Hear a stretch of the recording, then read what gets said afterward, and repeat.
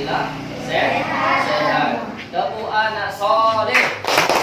Aku anak soleh, rajin sholat, rajin ngaji, orang tua dihormati, cinta Islam sampai mati. La ilaha illallah Muhammad Rasulullah. Yes, yes, yes. Ya, kembali kita berjumpa bertemu di kesempatan hari ini.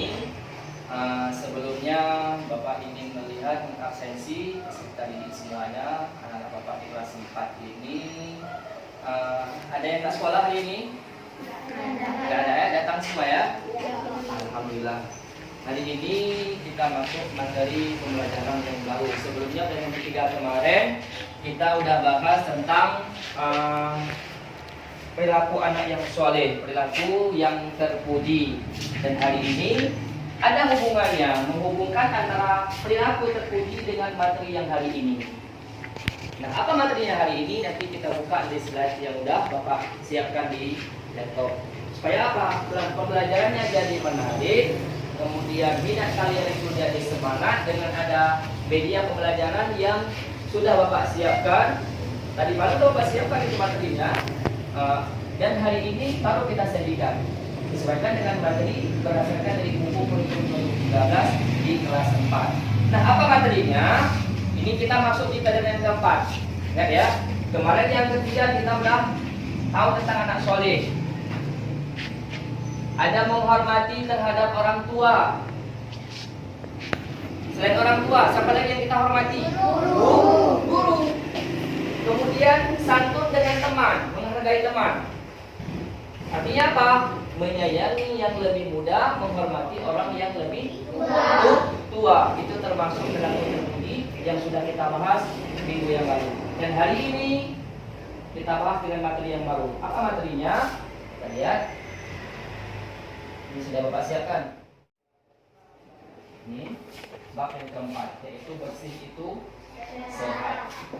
Ini dia. Pendidikan agama Islam dan budi pekerti di kelas 4. Jadi materi yang kita sajikan ini adalah berhubungan dengan bersuci, berhubungan dengan ibadah yang akan kita laksanakan. Ingat, ini dia. Kita buka satu slide berikutnya. DKI yang pertama. Ini yang dituntut pada kita semua. Yang pertama tentang pengetahuan. Ingat ya. Ini khusus di 2013, kurikulum 2013. Ini KI yang pertama itu tentang pengetahuan. Kemudian yang keempat, ini yang kedua, yang Bapak warna merah ini menyangkut dengan keterampilan, praktek. Sangat erat hubungannya. Kenapa? Karena menyangkut dengan bersuci. Lanjut. Kadi. Ada 4 kadi. 3 tempat tentang spiritual, keagamaan kamu, sikap kamu, adab kamu, ketika baca doa, kemudian rutin kamu melaksanakan ibadah, itu termasuk di KI yang pertama, kadi yang pertama. Kemudian yang kedua tentang sosial, bagaimana hubungan kamu dengan teman, baik teman sekelas atau teman di kelas yang lain, atau di lingkungan masyarakat. Yang ketiga, ini langsung masuk ke pengetahuan yang kita bahas hari ini. Kemudian yang keempat, praktek keterampilan ya. Lanjut, indikator. Indikator ini adalah yang harus kamu kuasai. Kamu dituntut harus bisa menjelaskan tentang cara bersuci, apa arti bersuci, kemudian apa pengertian hadas kecil. Ini dia. Lanjut. Untuk apa kita pelajari ini semua? Ini tujuannya. Coba lihat sama-sama. Ini tujuan, setelah kamu pelajari ini, mengamati gambar tata cara bersuci, peserta didik dapat memahami makna bersuci. Ini dia, itu yang tujuan yang pertama. Kemudian menjelaskan pengertian. Kemudian setelah menonton video, kamu tahu tata. Coba lihat yang gambar yang sebelah kiri. Gambar apa itu? Orang membersihkan hadas atau najis. Ini dia. Posisi gayungnya di atas, bukan di bawah, bukan dicelupkan kainnya. Itu yang pertama. Yang kedua,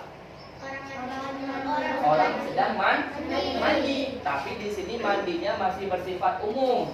Apakah dia mandi pagi atau mandi menghilangkan hadas besar? Tapi yang jelas mandi. Yang ketiga, berwudu. Ini semua kita lakukan setiap hari. Setiap kita melaksanakan sholat, setiap kita pergi mengaji, memegang mushaf. Nah, kemudian orang yang jamaah haji, bertawa, menunaikan ibadah haji, itu juga harus diawali dengan wudu. Tentu ada syarat-syaratnya. Satu lagi ya tadi ya. Nih, yang terakhir apa? Tayamum. Lepas dari najis. Najis adalah yang menjadikan terhalangnya seseorang untuk beribadah pada Allah. Apa-apa saja termasuk najis? Jilatan anjing. Kena jilat dengan anjing. Kalau kambing? Kambing nggak apa-apa. Kucing? Nah, cuma jijik aja karena ada bulunya. Terus apa lagi? Darah termasuk najis juga. Di sini belum Bapak bagikan najisnya karena kita tidak membahas tentang najis. Ini hanya secara garis besarnya saja. Lanjut. Air seni, urin, kencing. Ya, air kencing anak-anak. Atau tapi ludah itu yang bikin dikaji. Dah, kemudian di bawah. Sampai di sini ada pertanyaan? Jelas? Hah? Paham? Yang maksudnya ini masih pengertiannya. Kemudian di bawahnya ada hadas. Nih. Ya. Hadas terbagi ada berapa hadas? Ada? Siapa yang bisa jawab termasuk hadas kecil? Sebelum Bapak tayangkan slide berikutnya. Yang termasuk hadas kecil. Buang air kecil. Siapa lagi yang mau menambahkan? Buang air besar. Ada lagi? Terkena kotoran. Ada satu lagi, buang juga namanya, tapi nggak mengeluarkan bekas. Iya, buang kentut. Buang angin. Kentut bukan pantatnya dicuci. Nah, karena dia menghasilkan aromanya, termasuk hadas kecil. Bagaimana cara mensucikannya? Kita lihat.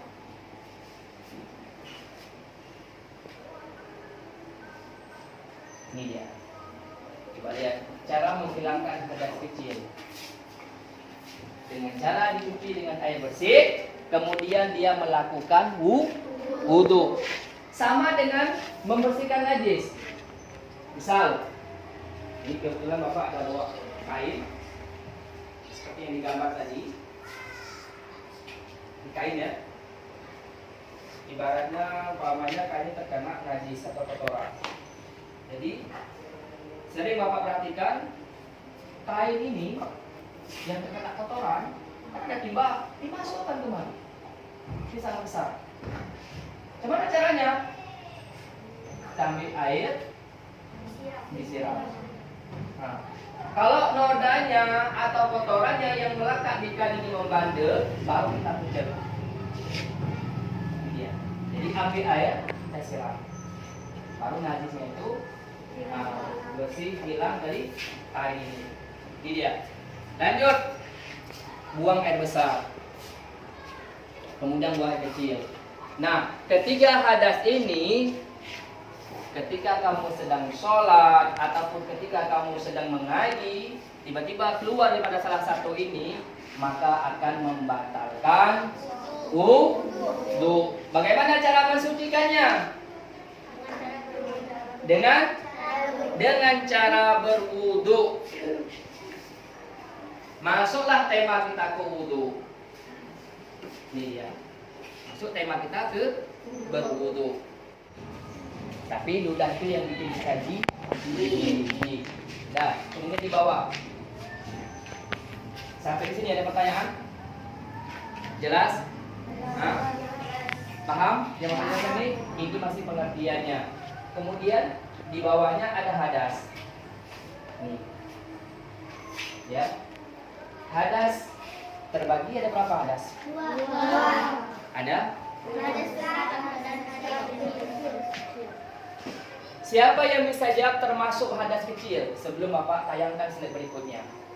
Yang termasuk hadas kecil. Buang air kecil. Siapa lagi yang mau menambahkan? Buang air besar. Ada lagi? Terkena kotoran. Ada satu lagi, buang juga namanya, tapi nggak mengeluarkan bekas. Iya, buang kentut. Buang angin. Kentut bukan pantatnya dicuci. Nah, karena dia menghasilkan aromanya, termasuk hadas kecil. Bagaimana cara mensucikannya? Kita lihat.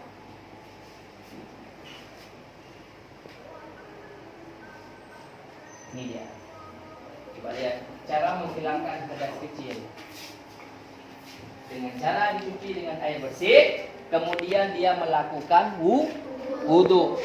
Sama dengan membersihkan najis. Misal, ini kebetulan Bapak ada bawa kain seperti yang digambar tadi. Di kain ya. Ibaratnya umpamanya kain terkena najis atau kotoran. Jadi sering Bapak perhatikan kain ini yang terkena kotoran, ada timba dimasukkan kemari. Ini sangat besar. Gimana caranya? Kita ambil air, disiram. Nah, kalau nodanya atau kotorannya yang melekat di kain ini membandel, baru kita pucuk. Ini dia. Jadi ambil air, kita siram. Baru najisnya itu bersih, hilang dari kain ini. Ini dia. Lanjut, buang air besar, kemudian buang air kecil. Nah, ketiga hadas ini, ketika kamu sedang sholat ataupun ketika kamu sedang mengaji, tiba-tiba keluar daripada salah satu ini, maka akan membatalkan wudu. Bagaimana cara mensucikannya? Dengan cara berwudu. Masuklah tema kita ke wudu. Ini dia. Masuk tema kita ke berwudu. Kita udah bahas tentang wudu. Coba tunjuk tangan yang tahu arti wudu. Yang bisa jawab arti wudu sebelum Bapak buka slide berikutnya.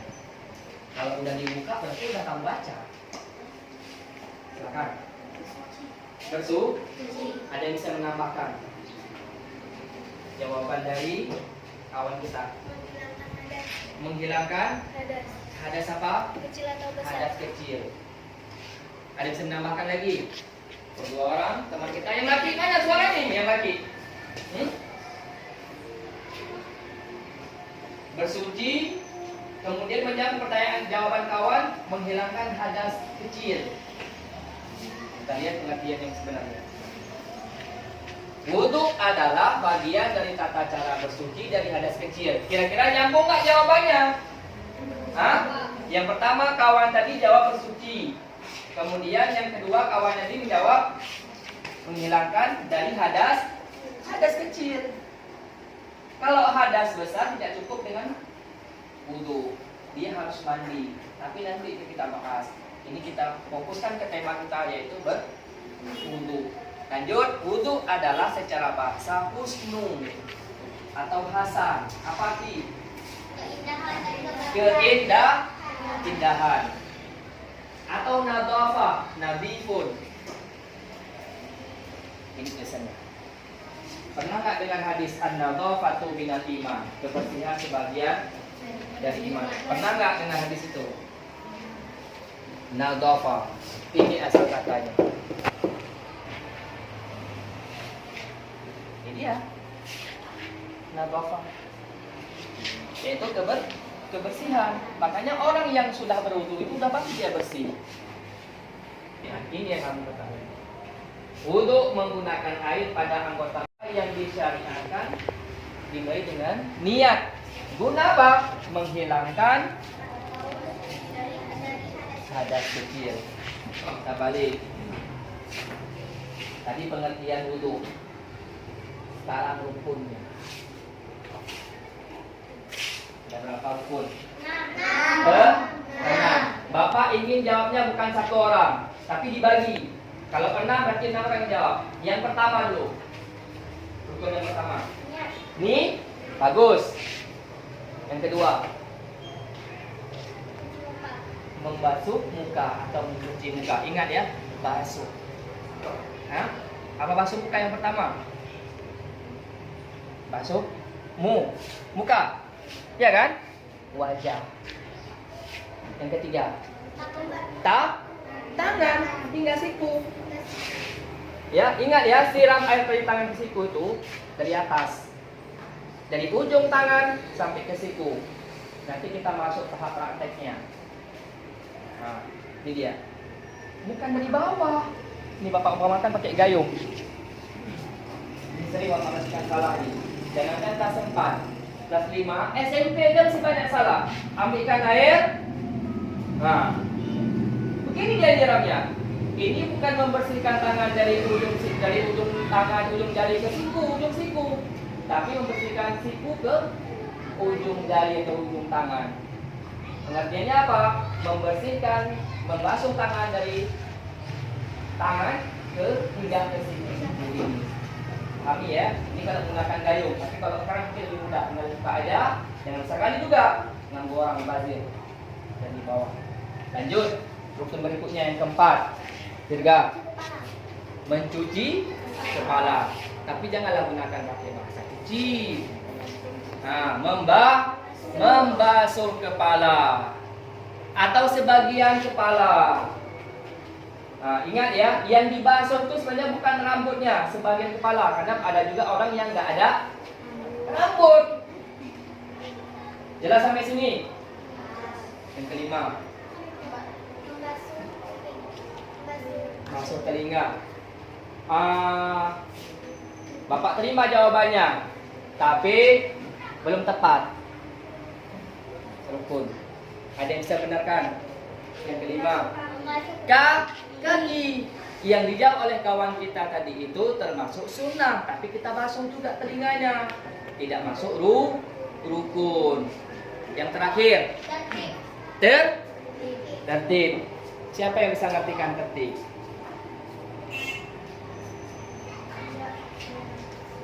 Hah? Tidak apa?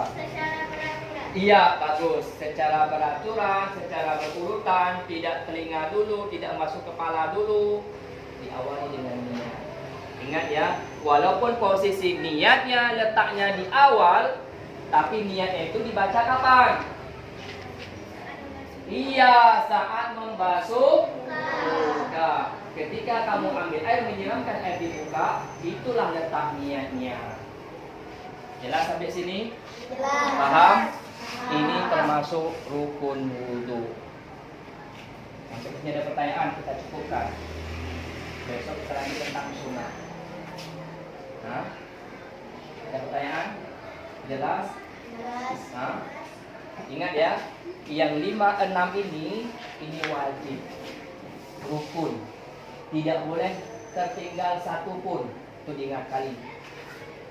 Niat tinggal, batal wudunya. Kalau udah batal wudunya, tidak sah sholatnya, batal sholatnya. Sampai di sini kajian kita, materi kita pada hari ini. Insya Allah minggu depan kita lanjutkan dengan sunnah-sunnah yang dilakukan berhubungan dengan berwudu. Ya, nah, sebelumnya dibuka bukunya, tuliskan materi sedikit yang berhubungan dengan wudu tadi, lalu kita simpulkan dan kita buat nanti ulangan harian. Paham? Jelas? Jelas. Ya, buka bukunya, tulis. Sebelum kita tutup nanti kita selesaikan tugas ini. Insya Allah ke depan nanti akan kita lanjutkan lagi. Jelas ya? Nah, demikian. Tetap semangat. Tepuk anak soleh.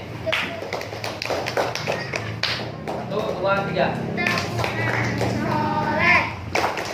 1. Anak soleh. Rajin sholat. Rajin ngaji. Orang tua dihormati.